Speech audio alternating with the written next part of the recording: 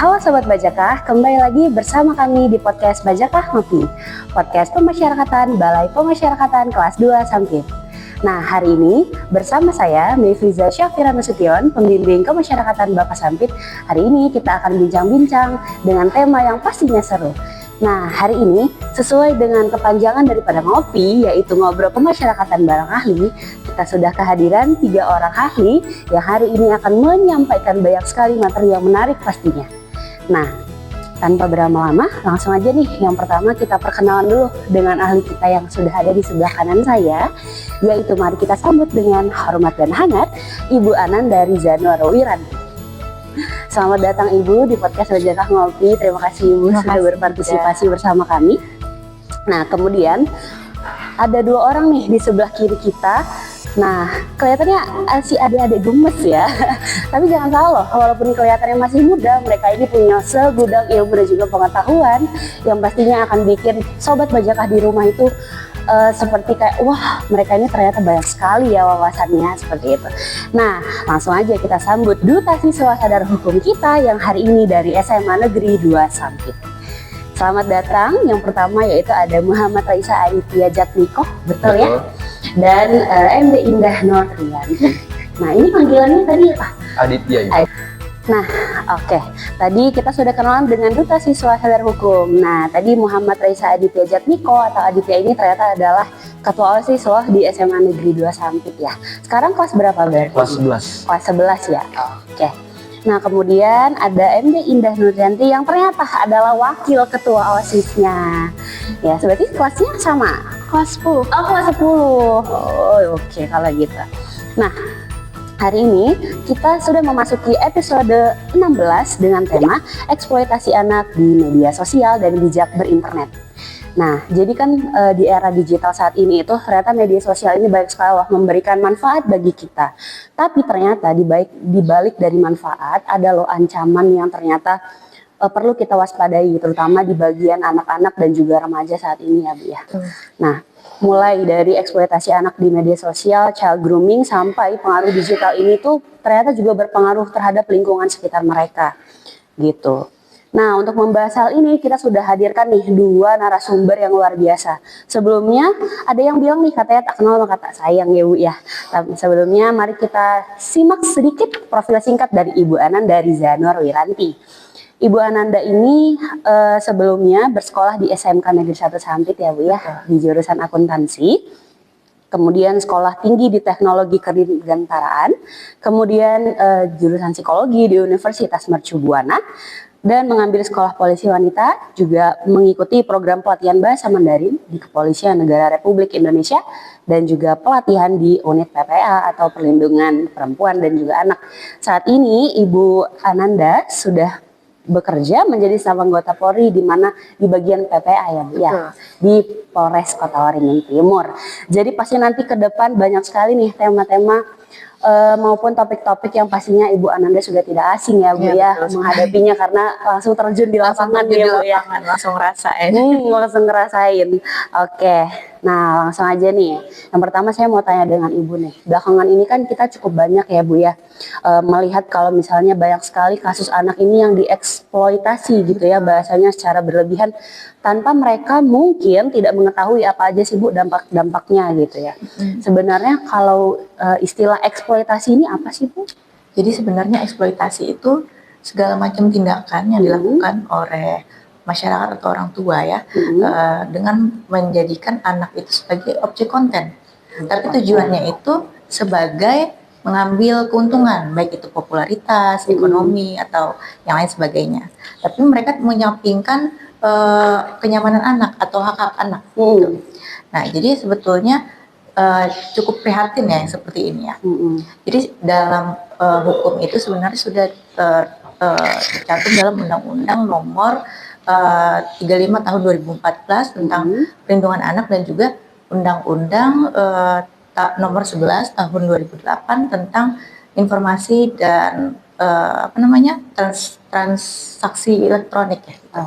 Jadi sebetulnya kita perlu sadar bahwa eksploitasi anak itu apapun bentuknya di media sosial atau konten-konten media sosial yang ada menyangkutkan dengan anak tapi tidak apa ya namanya, kita tidak prihatin atau kita tidak apa sih namanya, merasa iba atau apa dengan anak yang anak lakukan, padahal itu sebetulnya anak nggak nyaman gitu, anak sebetulnya nggak suka gitu. Itu eksploitasi, sudah masuk eksploitasi. Oke, jadi sebenarnya tanpa disadari kita mengkonten gitu ya, Bu, ya anak-anak ini sebenarnya itu udah termasuk eksploitasi ya. Kalau memang anak itu nggak nyaman. Kalau memang anak itu nggak nyaman. Kalau misalkan hak-hak privasinya diambil itu bisa saja anaknya nggak nyaman kan.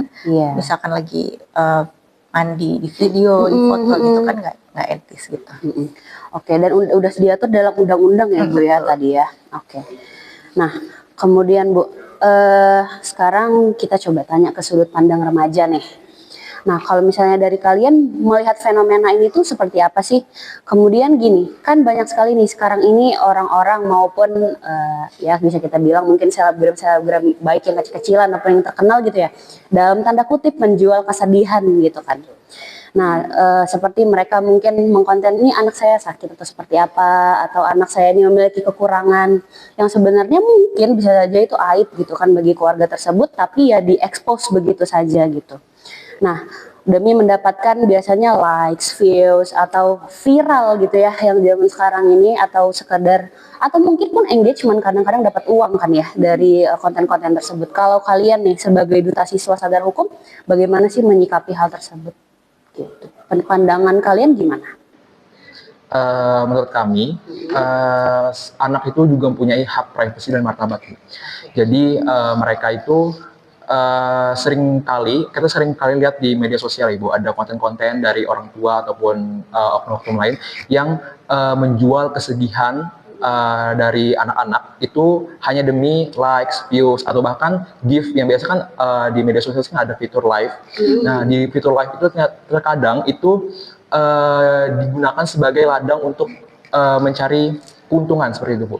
Jadi kadang ada anak mungkin yang punya kekurangan, baik kekurangan fisik ataupun kekurangan apapun, atau menjual kesedihan lah intinya Bu.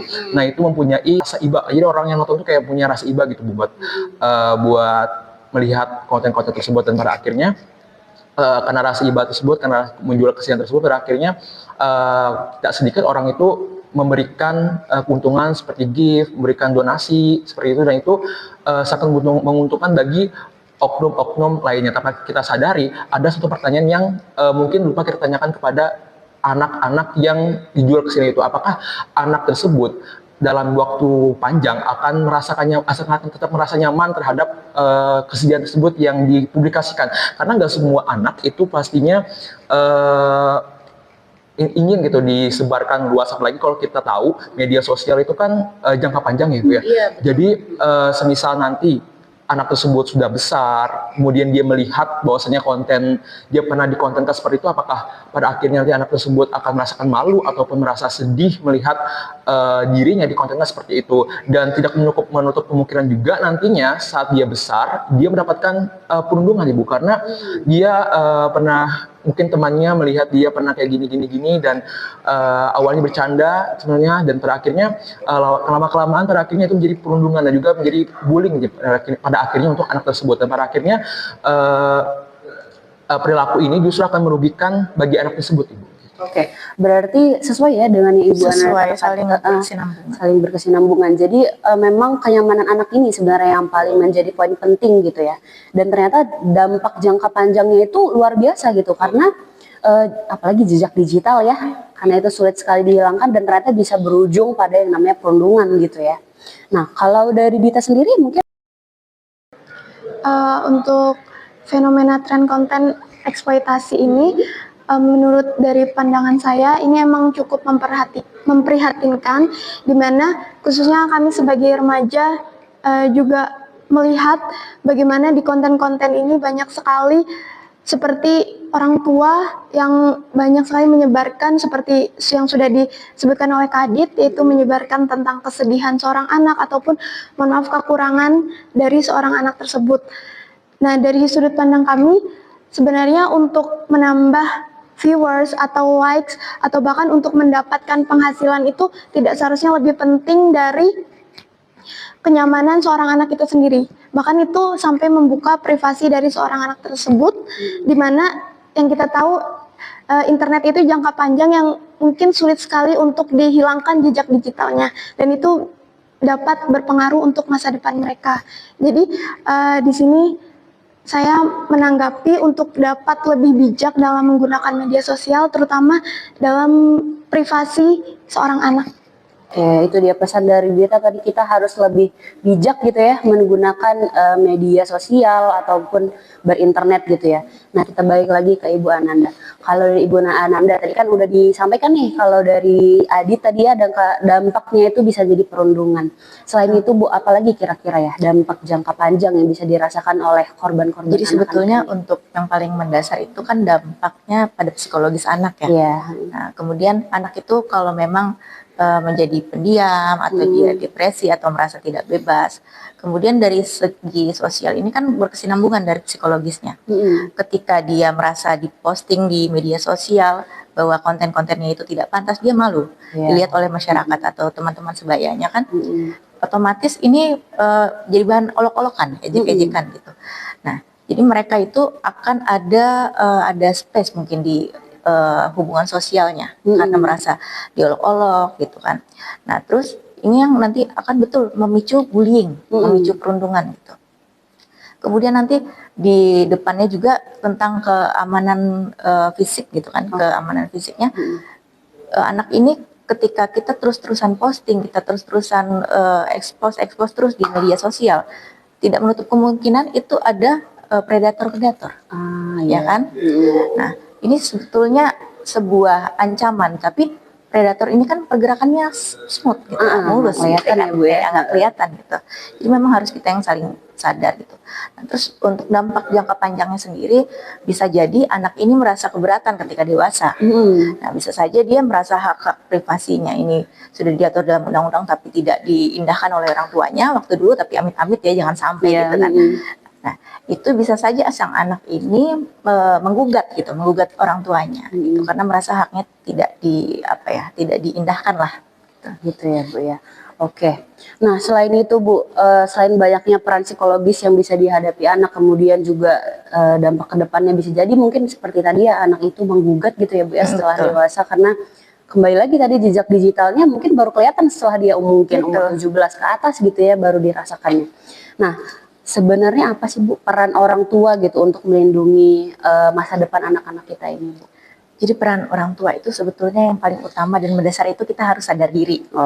Sadar diri ya, sadar diri karena apa? Maksudnya kita harus sadar bahwa media sosial itu bukan galeri pribadi. Nah, bukan galeri pribadi, tapi ruang publik ya, betul, tapi ruang publik gitu ya. Jadi nggak semuanya harus diposting di media sosial gitu kan. Nah, kemudian kita juga perlu memfilter konten. Apakah ini pantas untuk diposting atau apakah ini bermanfaat untuk anaknya atau tidak gitu kan. Nah, jadi ini masuknya ke gray area gitu. Nah, kemudian kita batasi privasi. Jangan sedikit-sedikit kita posting anak terus posting ada lokasinya gitu kan. Terus bisa dilihat bisa dia atau enggak kalau zaman sekarang namanya AIN katanya. Takut kena AIN nanti, takut kena AIN apa gitu. Nah, kemudian apabila kita lagi liburan ke Bali, lagi pamer kan, posting anak, oh ternyata predator nih, anaknya lagi di sini nih, sabi nih kan katanya gitu. Nah, kemudian kita perlu juga memberikan edukasi tentang literasi digital kepada anak kita tuh dari kecil, tentang keamanan diri sendiri, tentang data pribadi kita kepada anak itu penting gitu. Dan kita juga perlu jadi role model untuk anak gitu. Oke, jadi yang terakhir itu tadi adalah kita perlu jadi role model ya Bu. Jangan kita bilangin orang, tapi kita buat seperti itu ternyata ya kepada anak kita sendiri gitu. Nah, itu tadi banyak sekali loh poin-poin pentingnya. Sekarang mari kita ke Duta Siswa Sadar Hukum. Nah, menurut kalian ini tadi kan Ibu Ananda udah banyak bicara tentang privacy data, sebegitu pentingnya gitu ya untuk kita lindungi dan hak-hak mereka itu harus kita indahkan. Menurut kalian seberapa penting sih batasan hak privasi seorang anak ataupun remaja di medsos ini yang seringkali sebenarnya dilanggar gitu ya oleh lingkungan sekitar, bahkan sebenarnya yang paling terdekat biasanya keluarga gitu. Dari kalian gimana? Sebagai remaja kan kita pastinya harus paham ya bahwa nggak semua informasi itu harus disebarkan secara luas gitu. Ada beberapa informasi yang memang harus disimpan sebagai informasi pribadi seperti itu, seperti tempat tinggal dan sebagainya, yang memang itu merupakan data pribadi, itu jangan sampai kita sebarkan di media sosial, karena sebenarnya tantangan terbesar saat ini terutama bagi remaja itu karena tantangan sosial itu remaja saat ini atau muda saat ini itu tuh mereka itu nggak bisa banget nggak mengekspos kehidupan pribadi mereka. Jadi kayak ada sebuah ketakutan dari mereka kayak ketinggalan seperti itu, kayak semua orang tuh harus tahu gimana kehidupan aku gitu. Nah, mereka liburan ke sana, mereka harus tahu aku liburan ke sana, aku lagi di kafe ini, mereka harus tahu aku di kafe ini, aku sedang mendapatkan ini, mereka harus tahu dapatkan ini gitu. Bahkan kehidupan sehari-hari yang merupakan hal-hal pribadi atau hal-hal yang memang tidak seharusnya diketahui orang lain itu justru diekspos juga Ibu. Dan itu tuh emang udah jadi tantangan besar saat ini, di mana seperti yang dikatakan Ibu tadi, emang kurangnya literasi dari remaja itu sendiri, di mana mereka nggak sadar gitu bahwasanya nggak semua hal itu harus dipublikasikan kayak gitu. Oke. Berarti sebenarnya tadi ada bahasa ketinggalan gitu ya. Kalau bahasa keren mungkin fear of missing out ya, FOMO gitu ya. Kalau misalnya temennya pergi ke kafe yang lagi viral, aku harus ke sana juga. Harus kelihatan nih, si A udah ke sana, aku juga bisa. Seperti itu ya, lebih kurang berarti ya. Oke, kalau dari Dita menanggapinya gimana nih? Seberapa penting sih si hak privacy tadi? Kalau menurut pandangan saya, untuk privacy itu emang benar kata Kak Adit, nggak semuanya itu harus diposting. Kita harus memfilter dulu nih, gimana baiknya apa yang harus kita posting di media sosial. Emang sih remaja ini banyak sekali yang bisa dibilang itu FOMO, kayak temanku udah pergi ke sini, berarti aku juga harus pergi ke sini gitu. Kayak mereka tuh bahasanya kayak aku harus kayak temanku juga gitu, kayak ikut-ikutan gitu. Nah, sebagai remaja tuh nggak semuanya semua hal itu harus diekspos, harus diposting di media sosial. Kita juga harus bijak dalam menggunakan medsos, di mana seperti harus harus bijak dalam memfilter. Hati-hati gitu ya, berarti kita harus hati-hati gitu ya menggunakan media sosial ini ya berarti.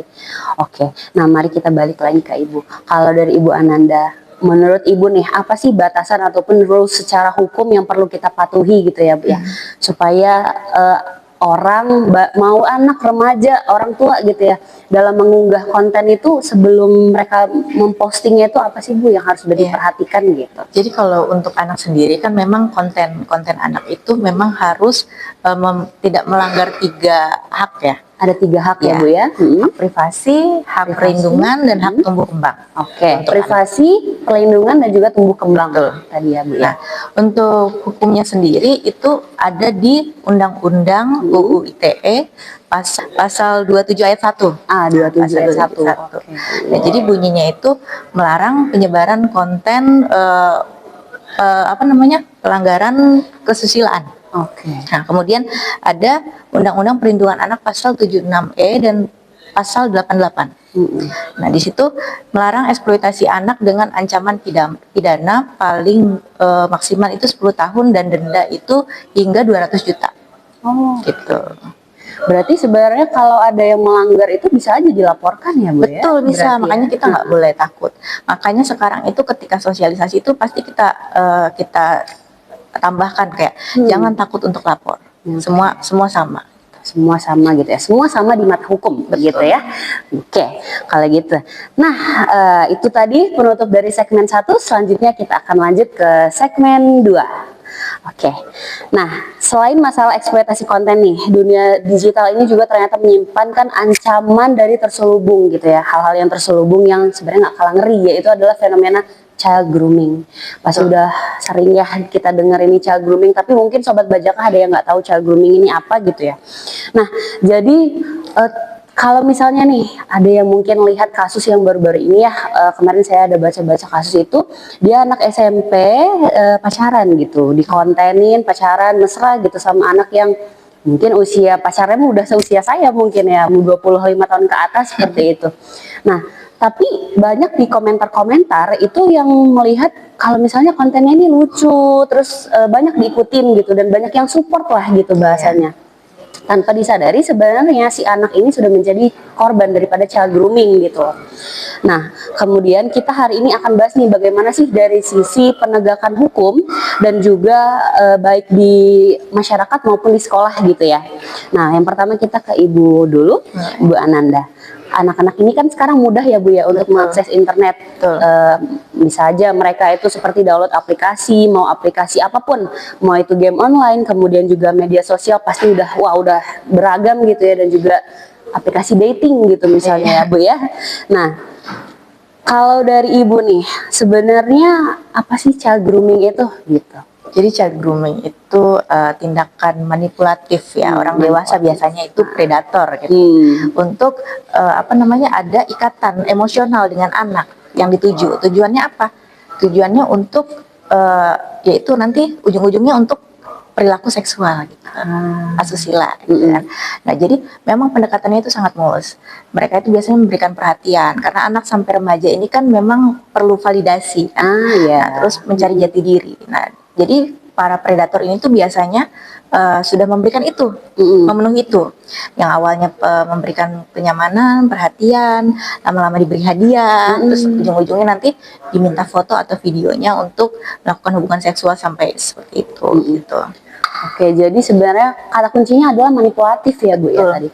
Jadi predator ini si pelaku inilah gitu ya yang melakukan child grooming itu, dia melakukan manipulasi yang mana target utamanya pasti anak-anak di bawah umur ya Bu ya biasanya.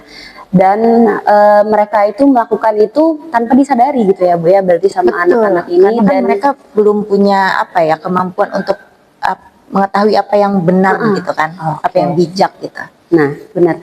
Dan tanpa sengaja hal-hal terselubung tadi itu jadi terjadi gitu ya Bu ya, karena anak-anak ini yang seperti Ibu Ananda bilang tadi, masuknya itu mudah dari perhatian dari situ dulu. Jadi para orang tua nih pesan di rumah, coba lebih perhatian gitu sama anak-anaknya ada di rumah, supaya anak-anak ini nggak kekurangan kasih sayang dan nggak mencari hal tersebut dalam tanda kurung validasi itu dari orang lain gitu ya Bu ya. Oke, kita tanya lagi kepada Ibu nih, apa sih Bu tanda-tanda ataupun ciri-ciri anak ini udah menjadi target dari grooming itu sendiri? Yang paling biasa kita amati itu kan biasanya di rumah ya. Di rumah. Anak di rumah itu yang biasanya anak ini riang, tiba-tiba anak ini suka di kamar nih main handphone. Asik gitu ya, sendiri. Biasanya main game tuh asik tuh rame sama temen-temen gitu. Ini kok jadi sembunyi-sembunyi. Terus kemudian dia kadang bisa baper, terus marah-marah, atau nggak dia tiba-tiba sedih atau gimana gitu ya. Nah, itu perlu kita waspadai untuk di rumah. Juga untuk masalah HP juga dia jadi tertutup. Nah, untuk di sekolah itu biasanya guru juga perlu perhatikan. Apabila anak ini orang tua juga ya, orang tua perlu perhatikan apabila anak ini tuh mendapatkan hadiah terus menerus, bisa mainan. Yang paling umum kan yang pernah terjadi yang pernah saya tangani itu mainan, terus uang, kemudian selain itu perhatian itu sepertinya yang paling mendasar, yang paling mencolok itu hadiah dan uang. Nah, itu perlu kita waspadai. Nah, kemudian perubahan-perubahan yang drastis gitu kan, kita harus sadari juga di sekolah segala macam, dia tiba-tiba jadi centil segala macam gitu, pakai bedak nggak apa-apa gitu ya, pakai lipstick gitu ya. Nah, terus bisa saja tanpa sengaja kita sebagai orang tua atau sebagai pendidik itu nggak sengaja nih dengar dia membicarakan hal-hal yang kontennya seksual. Itu udah kita patut waspada sekarang. Oke, jadi sebenarnya banyak ya Bu ya perubahan kecil ya mungkin yang sebenarnya dialami oleh target-target grooming ini gitu ya. Oke, nah sekarang kita balik ke Duta Sadar Hukum nih. Kalian pernah nggak sih nemuin di dunia nyata nih modus-modus serupa, atau mungkin teman kalian ataupun ya mungkin kalian pernah baca kasus gitu ya, mungkin di Kota Waringin Timur dan sebagainya. Terus ujung-ujungnya itu kan pasti seperti yang Ibu tadi bilang itu minta hadiah, diberi hadiah gitu ya Bu ya, atau mungkin berupa uang atau gift seperti yang tadi Adit katakan ya. Dan ujung-ujungnya minta foto atau video pribadi gitu. Ada nggak kalian nemuin kasus yang seperti itu? Ada, tapi ini konteksnya itu dia bukan yang di kayak tiba-tiba di chat, tapi kayak dia emang sengaja dari ada salah satu bot namanya bot di Telegram, itu namanya Anonymous Chat. Anonymous Chat, Anonymous Chat itu merupakan bot di Telegram. Dia memungkinkan kita bisa bertemu orang, tapi kita harus tahu dia siapa. Jadi kayak dia botnya itu kayak tempat kita berkenalan, termasuk aplikasi dating buat dating juga sih. Tapi kita nggak tahu orangnya siapa gitu ya. Buat Oke. aja hai, kita berkenalan. Dan sebenarnya dari situ bentuknya itu sebenarnya bukan seperti kejahatan besar awalnya. Awalnya bukan kayak kejahatan besar, tapi lama-lama dia pelan-pelan mulai ngajak kenalan, kemudian lama-lama lagi dia mulai minta informasi pribadi, mulai minta alamat, mulai minta sekolah, dan itu tahu gimana kehidupan mereka sehari-hari. Akhirnya lama-kelamaan dia udah mulai, karena dia udah merasa anak tersebut udah merasa nyaman, si teman saya itu merasa nyaman, udah merasa kayak cocok gitu sama dirinya, dan terakhir dia lama-lama melakukan apapun yang diminta oleh Orang tersebut gitu ya, orang asing itu tadi ya. karena dia si pemilik orang asing ini, orang asing ini emang pernah awalnya, tapi kayak dia spekter, jadi kayak dia memalsukan informasi itu mereka.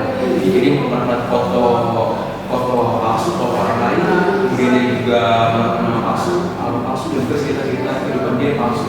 Tapi karena dia main mulus, akhirnya dia merasa cocok nih. Jadi kayak dia sosok yang dilihat oleh teman saya ini orang yang ganteng, catnya manis, kemudian dia juga orang yang peduli, care, dan juga pokoknya dia perfect banget lah. Jadi dia ada muncul rasa suka. Tapi sebenarnya orang yang teman saya bilang itu orang standar, orang yang seumur aja sebenarnya. Jadi kayak karena dia ngakunya SMA waktu itu, padahal aslinya dia bukan anak SMA. Jadi dia kayak itu semua yang kesana itu kayak akhirnya dia merasa cocok, dia merasa pacaran, chat itu bergabung, ganteng dan sebagainya. Akhirnya dia merasa nyaman, dan akhirnya melakukan hal-hal yang mulai melenceng. Jadi ternyata efeknya semengerikan itu gitu loh. Walaupun tadi awalnya tadinya cuma mungkin iseng-iseng gitu ya, dari si anonimus di Telegram tadi ya gitu. Kalau kita nih bagaimana sih menyikapi hal tersebut gitu sebagai duta siswa sadar hukum nih, apa sih yang perlu kita lakukan gitu kalau dari kita nih? Untuk langkah-langkahnya mungkin kita ke step-step gitu ya Bu. Step-stepnya kalau kita menemukan akun-akun fake yang kita belum tahu kebenarannya dia ini siapa, bahkan kita nggak kenal sebelumnya dia ini siapa sebenarnya. Mungkin untuk kita sebagai remaja kita bisa menghentikan komunikasi bersama dengan akun yang kita nggak tahu dia ini siapa. Kemudian kita juga jangan segampang itu untuk memberikan foto, video ataupun apapun yang diminta oleh akun tersebut, karena kita nggak tahu dia ini siapa. Kemudian yang ketiga, jangan takut untuk melaporkan hal ini kepada orang yang betul-betul kami percaya, betul-betul kita percaya, seperti orang tua ataupun di sekolah kita bisa konsultasi ke guru BK, karena hal ini cukup mengerikan juga Bu, untuk keberlangsungan cukup lama itu dampaknya nggak main-main. Dimana untuk kita sebagai remaja itu pikirannya masih plan, nggak masih labil. Nah, jadi jangan meremehkan kalau ada akun-akun fake yang menghubungi kita. Oke, jadi tadi pesan pertama kita tadi membatasi diri gitu ya, Menghentikan komunikasi, terus juga jangan sembarangan gitu ya memberikan data pribadi kita gitu ya. Dan kalau misalnya sampai hal itu sudah terlanjur terjadi, gitu ya. Oke, sekarang kita lihat kenapa sih Bu anak-anak zaman sekarang ini, terutama ya anak-anak dan usia remajanya mudah sekali gitu untuk menjadi korban-korban manipulatif gitu dari cara bermain itu, kenapa ya? Jadi faktor yang mendasar dari psikologisnya dulu kan ya, karena disebutkan adik-adiknya tadi mereka itu masih labil, terus belum bisa keputusan yang baik, kita belum tahu. Nah, untuk itu mereka ini biasanya lebih mudah mengenal psikologisnya itu masih labil, dan tadi Susupin gitu ya. faktor yang selanjutnya itu literasi digital yang rendah. Jadi biasanya anak-anak itu memang lebih jago main handphone itu dari kita kan, lebih jauh. Jadi saya itu kalau melihat ponakan atau adik saya aku itu nggak ngerti gitu. Tapi sebetulnya mereka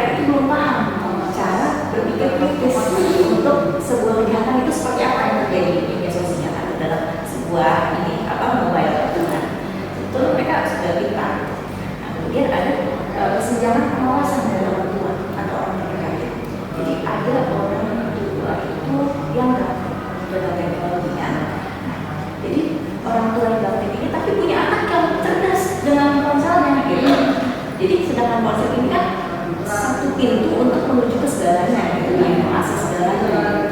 Jadi orang tua yang baik ini tidak seimbang dengan anak yang memilih orang tua yang terus menerus. Jadi kalau bisa orang tuanya juga ikut belajar. Nah, kemudian nih kita ke duta sadar pendidikan. Kalau kalian nih melihat fenomena itu, apa sih konten atau tren digital yang sekarang ini paling sering gitu untuk memicu misalkan maupun pelanggaran hukum gitu, terutama di dunia nyata, di dunia pelajar gitu saat ini? Mungkin dari saya menjelekkan teman dan mengeksposnya di media sosial itu termasuk tren toksik yang mungkin kedepannya teman tersebut tidak merasa tidak nyaman dengan konten yang telah diekspos tersebut. Nah, mungkin dari saya untuk konten itu cukup memprihatinkan karena pasti beberapa pihak itu merasa tidak nyaman dengan eksposan konten tersebut. Jadi dapat dipertimbangkan lagi bagi kami sebagai remaja untuk dapat memberikan penyuluhan ataupun tentunya saya yang sudah dijabatkan sebagai duta untuk dapat memberikan sosialisasi ataupun edukasi kepada teman sebaya saya untuk dapat lebih menyadarkan teman sebaya saya untuk dapat bijak dalam menggunakan media sosial. Oke, jadi ternyata itu sudah menjadi tren ya. Tren itu kan berarti sesuatu yang sudah awalnya ada dimulai oleh satu orang gitu ya, ada pendahulunya gitu ya, terus dilanjutkan oleh semua orang gitu ya. Wah, berbahaya sekali tren seperti itu ya Bu ya. Oke, kalau kemudian kita tanya lagi nih ke duta siswa sadar hukum kita yang baru dilantik pada hari ini. Nah, apa sih atau udah ada nggak nih aksi nyata dari kalian untuk menciptakan awareness kepada teman-teman kalian, terutama yang usia remaja dan sebaya dari kalian? Udah ada belum? Atau program edukasi yang mungkin nantinya akan kalian jalankan? Oke. Saya sendiri sebenarnya saya juga selain ketua OSIS, saya juga udah sebagai ketua PKM. Dimana jadi di ketua PKM itu saya jadi sebagai teman sebaya. Nah, dari teman-teman sebaya ini saya memposisikan diri sebagai teman bagi mereka untuk menceritakan, melaporkan ataupun mempertanyakan solusi bagaimana permasalahan di PKM itu sendiri. Banyak banget anak-anak teman-teman saya yang mengalami permasalahan, bukan hanya permasalahan di media sosial, yaitu permasalahan keluarga, permasalahan pertemanan, juga bahkan permasalahan percintaan. Ini juga banyak sekali masalah contohnya. Dan sebenarnya pelajar itu cuma butuh teman cerita gitu. Jadi daripada mereka itu bila mereka mengalami suatu masalah di media sosial seperti cyberbullying ataupun pelecehan dan sebagainya, itu mereka hanya butuh cerita, tapi mereka itu mau untuk cerita gitu. Mereka mau bahkan karena mereka merasa bersalah, mereka merasa mereka melakukan kesalahan yang keji yang bahkan kalau orang tahu mereka akan masih. Nah, sebagai teman sebaya itu tentunya harus memposisikan diri sebagai teman yang dapat mengayomi mereka. Dan untuk yang akan saya lakukan nantinya, karena sudah dikerjain sebagai sesuatu hukum, ini saya akan lakukan yang pertama yang berdasar itu adalah melakukan kampanye literasi sadar hukum atau literasi digital. Karena bagi saya kampanye ini merupakan salah satu hal basic yang harus siswa atau pelajar tahu. Karena mereka harus tahu dulu apa sih peraturan-peraturan yang berlaku di negeri kita, seperti cyberbullying, kemudian ujaran kebencian, kemudian juga penyebaran berita bohong dan lain sebagainya. Mereka harus tahu dan setelah mereka harus paham bagaimana literasi digital tersebut. Dan untuk kampanye tersebut pastinya harus dilakukan dengan cara yang interaktif dan juga menyenangkan. Karena ya pelajar itu mereka nggak mau yang membosankan, cuma kayak mendengarin jadi caranya kita bisa melakukan pertama podcast seperti ini mereka bisa menonton di rumah, mereka bisa mendengarkan dan mendapatkan pelajaran. Kemudian kedua juga bisa melakukan konten menarik. Konten menarik itu paling sering paling efektif bagi saya karena rasakan media sosial TikTok, Instagram dan sebagainya. Jadi paling konten menarik seperti itu yang dikemas dengan ide yang menarik akan mereka dengarkan juga akan bermanfaat untuk mereka. Kemudian ketiga kita juga bisa melakukan diskusi secara langsung, bukan hanya diskusi satu bulan, tapi juga diskusi dua bulan. Jadi kayak benar-benar diskusi dua arah seperti ini. Jadi mereka bisa melihat langsung, mereka juga merasakan terlibat dalam masalah ini. Dan untuk programnya mungkin saya juga akan melakukan pos-pos ambassador hukum, yang mana pos ambassador hukum ini akan menjadi tempat di mana siswa-siswi itu dapat melaporkan segala hal tentang masalah yang berhubungan hukum dengan kami sebagai ambassador hukum di sekolah. Jadi mereka diserahkan, mereka dapat berkonsultasi gitu, mereka dapat bercerita. Kemudian yang kedua, terakhir itu kami juga akan melakukan kita satu hukum kelas. Jadi saya percaya bahwasanya cakupan yang lebih kecil, cakupan yang lebih kecil itu akan lebih berpengaruh. Jadi kayak walaupun saya lebih bahasa hukum, tapi kita juga perlu tutor yang lain, tutor lain yang bisa mengelola juga menjadi tutor sekali bagi teman-teman kelasnya seperti itu. Luar biasa sekali ya Bu ya. Jadi kalau dari Anda sendiri tadi ada beberapa ya aksi nyata yang ingin dilakukan ya. Tadi yang pertama yang pasti adalah kampanye literasi digital gitu. Nah kemudian tadi yang terakhir ini luar biasa sekali, kalau mau bikin posko sadar hukum ini bagus sekali menurut saya, karena nanti pasti akan banyak gitu anak-anak yang mungkin suka gitu yang bercerita ke guru BK atau ke orang tuanya, mungkin bisa melalui teman-teman sebayanya dulu gitu ya. Nah dan benar sekali memang cakupan yang kecil itu yang paling mudah sebenarnya, dari yang terdekat baru nanti kita ke ranah yang lebih sedang kemudian mereka bisa. Nah kalau dari kita ada mungkin aksi nyata yang nantinya mau dilakukan atau program atau mungkin beriringan dengan anak?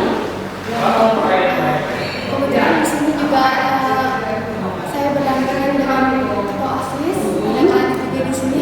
Pastinya saya akan mendukung, membantu dalam pelaksanaan kegiatan yang akan dilakukan mengenai tentang meleknya sadar hukum ini. Kebetulan saya juga kan anggota dari PIKR. Sama ya, dari sahabat genre ya. Iya. Kan juga pernah dulu promosi terus. Kemudian anggota PIKR, dan dari anggota PIKR ini saya juga sadar ternyata saling merangkulnya itu besar banget, karena banyak anak-anak yang saling perhatian satu sama lain, mau saling mendengarkan, saling memberikan solusi. Di situ juga saya sadar ternyata gabung PIKR ini semenyenangkan itu. Jadi seperti kayak ada aja yang dengerin cerita gitu, nah kayak seru gitu. Nah mungkin untuk seterusnya saya akan mendukung program-program yang akan dilakukan terutama di sekolah yang telah disebutkan dengan Kak Adi. Nah, jadi tadi kalau saya dari mereka berdua ini siap-siap ya teman-teman SMA Negeri 2 ya. Tadi akan ada duta-duta kelas gitu ya, yang akan mungkin dipilih atau Bapak Ibu guru izin. Nanti mungkin boleh bantuannya buat adik-adik kita ini supaya mereka juga punya awareness gitu ya terkait bijak bermedia sosial dan lainnya. Nah, akhirnya buat Ibu nih. Kalau misalnya sudah terlanjur ya ada yang menjadi korban dari cybercrime ataupun bullying itu gitu, dan takut nih melapor gitu, habis Ibu langkah yang bisa dilakukan gitu. Jangan takut lapor. Tapi kan memang anak itu dilindungi undang-undang itu biasa memberikan juga. Jadi meskipun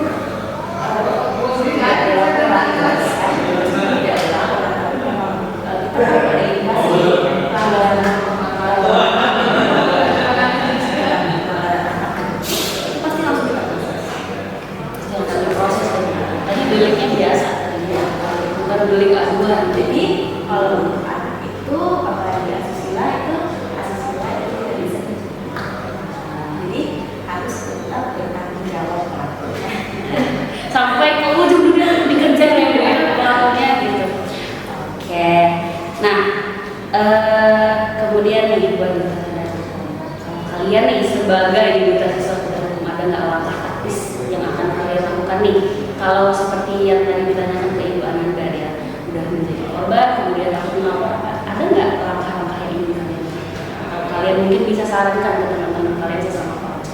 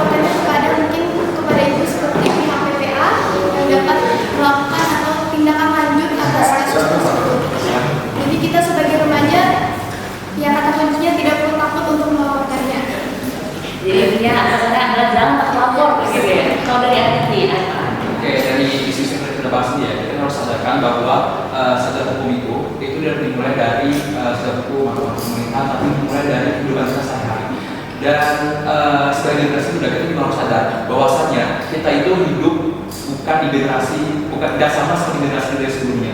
Dimana kita hidup di generasi yang informasi itu tersebar, bisa tersebar dari hitungan detik. Kita menyebarkan informasi itu bisa tersebar luas, dan kita juga tidak dibatasi oleh komunikasi lagi.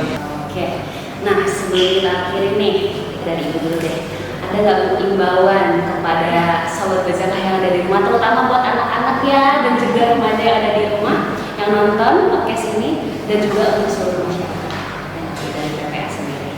Jadi kita sebagai orang tua, sebagai orang yang dewasa itu jadilah sahabat terbaik anak. Kita dengarkan, kita perhatikan, kita jelaskan secara baik-baik tanpa memihak gitu ya. Nah, kemudian jangan biarkan anak kita itu diasuh oleh ponsel. Nah, Nah, juga kita sebagai orang tua harus sadar diri, tingkatkan literasi digital. Jadi, laporkan setiap indikasi kejahatan, baik itu anak maupun perempuan, ke PPA, polisi, itu PPA, karena kami sih membantu secara profesional.